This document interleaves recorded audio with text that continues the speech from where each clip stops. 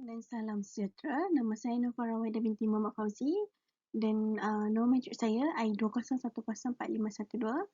Tajuk pembentangan saya pada hari ini merupakan kedudukan kitab Al-Quran.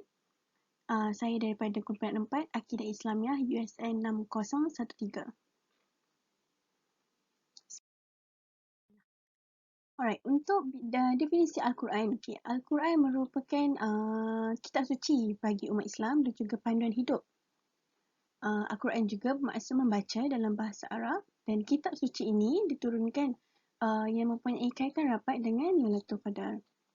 Al-Quran juga diturunkan kepada Nabi Muhammad SAW selama 23 tahun secara beransur-ansur.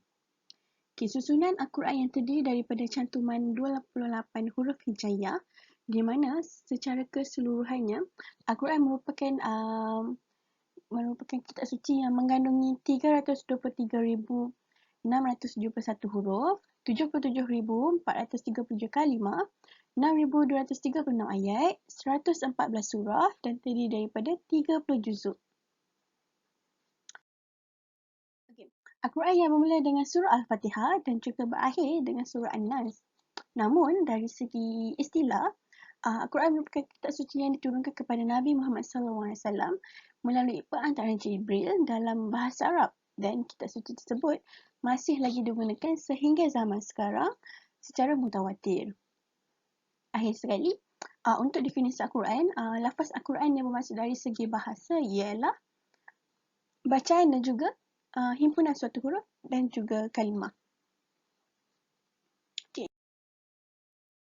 Nama-nama selain pada Al-Quran iaitu antaranya Al-Kitab. Al-Kitab merupakan perkataan yang sering digunakan dan merupakan salah satu nama yang terkenal daripada nama-nama Al-Quran. Telah kami turunkan kepadamu Al-Kitab yang di dalamnya terdapat sebab-sebab kemuliaan bagimu. Surah Al-Anbiya ayat 10. Yang kedua, nama-nama lain iaitu Al-Furqan. Merupakan pemisah antara ajaran yang baik dan juga ajaran yang salah. Maha suci Allah yang telah menurunkan Al-Furqan kepada hamba-Nya agar dia dapat memberikan peringatan kepada semesta alam. Surah Al-Furqan ayat 1. Seterusnya, Az-Zikir merupakan peringatan serta peringatan panduan hidup, di dunia dan akhirat. Sesungguhnya kamilah yang menurunkan Az-Zikir iaitu Al-Quran dan sesungguhnya kamilah yang memelihara dan menjaganya. Surah Al-Hijr ayat 9. Dan yang terakhir, Al-Tanzil merupakan maksud-maksud isi yang terkandung dan juga diturunkan oleh Allah SWT menguasai sekalian alam yang tiada sekufunya. Dan sesungguhnya Al-Quran iaitu yang diantaranya isinya kisah-kisah yang tersebut adalah yang diturunkan oleh Allah iaitu Tuhan sekalian alam. Surah Asy-Syu'ara ayat 192. Okey, untuk sifat-sifat Al-Quran, Al-Quran ini mempunyai banyak sifat dan yang saya dapat ringkaskan iaitu seperti An-Nur iaitu cahaya, terang dan jelas. Dan yang kedua, Al-Huda, petunjuk yang memberikan petunjuk dan jalan yang lurus kepada manusia. Syifa iaitu penawar, merupakan penyembuh penyakit yang ada dalam diri manusia. Al-Quran juga menyifatkan sebagai An-Nurul Mubin iaitu terang, cahaya yang terang benderang untuk membimbing manusia tentang ajaran Islam. Dan yang terakhir, Al-Quran menyifatkan Ar-Rahmah iaitu rahmat, kerahmatan yang membawa rahmat kepada umat Islam kerana sering membaca Al-Quran. Terdapat perbezaan antara Al-Quran, hadis qudsi dan juga hadis nabawi. Ini adalah apa yang saya dapat bandingkan antara Al-Quran, hadis qudsi dan juga hadis nabawi. Untuk Al-Quran pula, Al-Quran merupakan kalam Allah Subhanahu Wa Taala ataupun firman Allah dengan lafaz dan makna yang membacanya menjadi suatu ibadah. Untuk hadis qudsi pula merupakan hadis yang disampaikan oleh Rasulullah yang bersandarkan kepada Allah. Dan untuk hadis nabawi pula, hadis yang bersandarkan kepada Rasulullah sama ada dari segi perkataan, perbuatan ataupun takrir, iaitu pengakuan daripada baginda tanpa dinisbahkan kepada Allah Subhanahu Wa Taala. Untuk Al-Quran, Al-Quran merupakan kitab suci yang diturunkan oleh Allah kepada Nabi Muhammad melalui Malaikat Jibril, melalui surah Al-Fatihah sehingga An-Nas. Untuk hadis Qudsi pula, ia merupakan wahyu daripada Allah dan hadis Nabawi pula merupakan ijtihad daripada Nabi Muhammad SAW.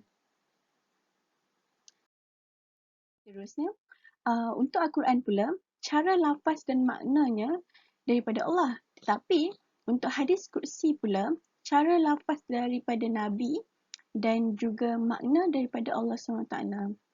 Bagi hadis Nabawi pula, kedua-duanya ialah iaitu cara lafaz dan juga makna daripada Nabi Muhammad SAW. Okay. Al-Quran sekiranya kita membacanya, dia akan jadi satu ibadah. Tetapi berbeza dengan hadis Qudsi dan hadis Nabawi, ia tidak akan diambil sebagai ibadah sekiranya kita membaca. Okay. Bagi erti wahyu pula, wahyu perkataan yang berasal daripada perkataan Arab iaitu auha yang bermaksud inspirasi daripada seseorang ataupun orang lain. Namun wahyu yang kita boleh faham, mudah untuk kita memahami, merupakan perintah ataupun kata-kata Allah ataupun kalam suci daripada Allah Subhanahu Wa Taala. Dari segi bahasa pula, wahyu merupakan suatu perkara yang hendak disampaikan daripada Allah kepada hamba-Nya yang terpilih melalui cara yang tersembunyi ataupun secara halus selain daripada kita tidak dapat kesan oleh manusia. Bagi segi istilah pula, wahyu membawa pengertian yang lebih umum dan lebih meluas daripada pengertian melalui kitab suci Al-Quran. Nabi Muhammad SAW merupakan salah seorang rasul ataupun pesuruh Allah yang terpilih dalam menerima wahyu yang disampaikan melalui Malaikat Jibril. Oleh itu, wahyu yang pertama yang diterima oleh Nabi Muhammad SAW merupakan surah Al-Alaq. Terdapat banyak cara dalam penerimaan wahyu, iaitu kepada para malaikat dan juga kepada para rasul. Untuk kepada para malaikat, antara cara penerimaan wahyu kepada para malaikat iaitu melalui Malaikat Jibril tanpa perantaraan. Malaikat Jibril dia terima wahyu itu melalui kata-kata daripada Allah. Dan setelah Malaikat Jibril bertalaki dan mendengar lafaz tersebut dengan khusus, kemudiannya Malaikat Jibril turun ke bumi dan berjumpa dengan Nabi Muhammad SAW lalu menyampaikannya wahyu tersebut. Malaikat Jibril juga turut menghafal seperti yang tersedia dalam Al-Quran dan yang tertulis dalam Lauh Mahfuz melalui pendengaran sahaja. Malaikat Jibril juga menyampaikan kepada Nabi Muhammad SAW berdasarkan daripada apa yang dia dengar dan daripada apa yang segala diperintahkan kepadanya oleh Allah SWT. Hal ini terbukti seperti mana yang diturunkan dalam ayat yang pertama iaitu surah Al-Qad, ayat yang ketiga surah Al-Dukhan dan juga ayat yang ke-185 surah Al-Baqarah. Cara penerimaan wahyu pula kepada para rasul. Wahyu Allah ini disampaikan kepada para rasul melalui dua cara, iaitu melalui perantaraan dan juga tanpa melalui perantaraan. Antara penerimaan wahyu melalui perantaraan iaitu bermimpi yang benar semasa tidur. Sebagai contoh, kejadian yang terjadi kepada Sayyidatina Aisyah, iaitu sesungguhnya apa yang dilihat oleh Rasulullah SAW pada mula-mula terjadi adalah ketika mimpi yang benar ketika tidur. Yang kedua, mendengar kalam ilahi dari sebalik tabir, iaitu kejadian sebenar yang terjadi sendiri kepada Rasulullah ketika berlakunya Isra dan Mi'raj. Situasinya Allah berbicara dengan Rasulullah secara langsung pada malam tersebut.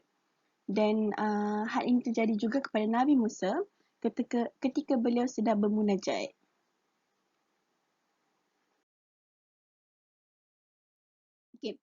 Bagi cara yang kedua, penerimaan wahyu kepada para rasul melalui perantaraan pula melalui cara yang sukar. Rasulullah dia mendengar bunyi loceng dan suara yang agak kuat sebagai isyarat kepadanya. Hal ini kerana wahyu itu datang kepadanya agar baginda dalam keadaan yang sedar ketika menerima wahyu tersebut. Namun begitu, terdapat juga dalam cara yang agak mudah iaitu penyamaran malaikat sebagai seorang manusia dan juga seorang lelaki yang menyerupai dengan rupa paras yang cantik dan sangat indah dan berseri. Lalu terjadilah pembacaan wahyu tersebut kepada baginda dan seterusnya baginda menerima dengan mudah. Ini senarai rujukan yang saya rujuk untuk saya buat pembentangan ini dan saya rasa itu saja daripada saya. Sekian, terima kasih. Assalamualaikum warahmatullahi wabarakatuh. Terima kasih.